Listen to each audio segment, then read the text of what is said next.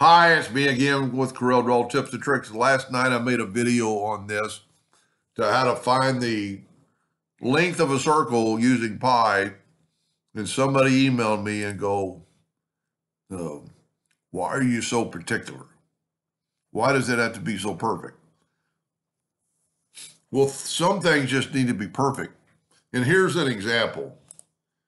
We're going to draw a line or a circle. I'm going to hit B, put it center of the page. And boy, it's not working. Is that the center of the page? Huh. My center of the page isn't working. Anyway, we're going to make it 20 inches. And we're going to do the pi trick to make it, if we look, we got to convert it to a curve. And then we have to go up to Windows, Dockers, and Properties. And see, we're at 62.84. So I'm going to go ahead and do the whole thing again because I'm going to show that person why. So I'm going to bring in a calculator. I'm going to go 60 because I want 60 inches divided by 3.14159.265 is long enough. So we get it 19. So I can actually cut and paste this whole number. It's not really necessary probably, but we've got that selected. I'm going to delete that and I'm going to paste in that number and I'm going to hit the enter key. Now my line is 6D.008. That's dead on. Here's one of the reasons you would do it. I'm going to take this and put this in the center of that circle. I'm going to Control D and make a duplicate. And I'm going to move the center rotation to the center. And I'm going to turn it just 6 degrees. Okay, I didn't make a duplicate. Control D and make a duplicate. 6 degrees. 6 degrees, Doug. Control D. Whenever you mess up like that, you might as well just start over. Control D, 12 degrees. So let's go, you go all the way around. And we've broken it up into, we've got 60 lines. So we've broken it up into 1-inch lines. And so another reason you could do this, and I'm going to show you a couple of things. Let's get this out of the way. Let's make a duplicate of that and move it over.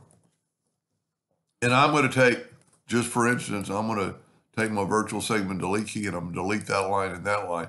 Now that circle is still a line, so we need to go to object and break the curve apart.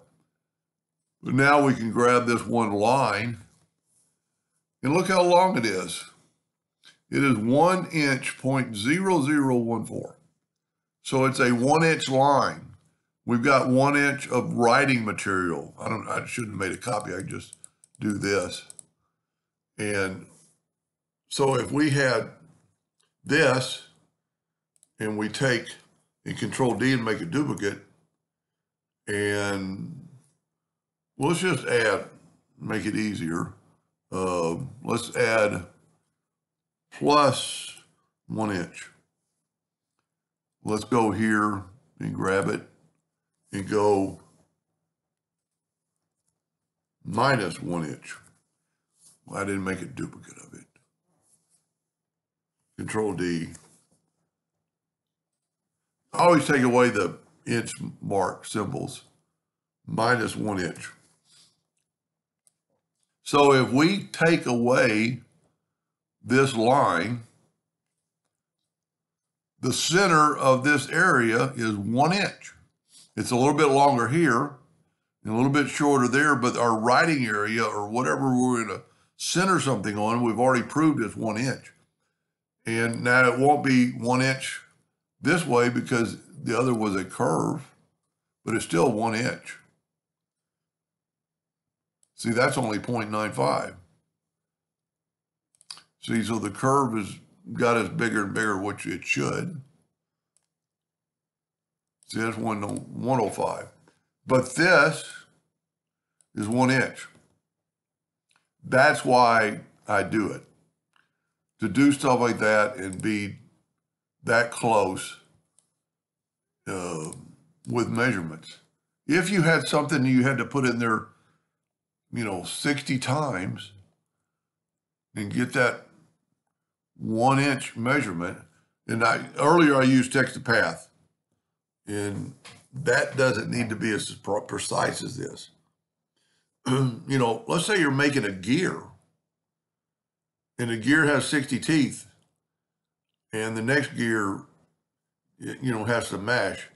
You want them to be perfect, or as close as you can get. Anyway, I hope that answered his question, and thank you for watching.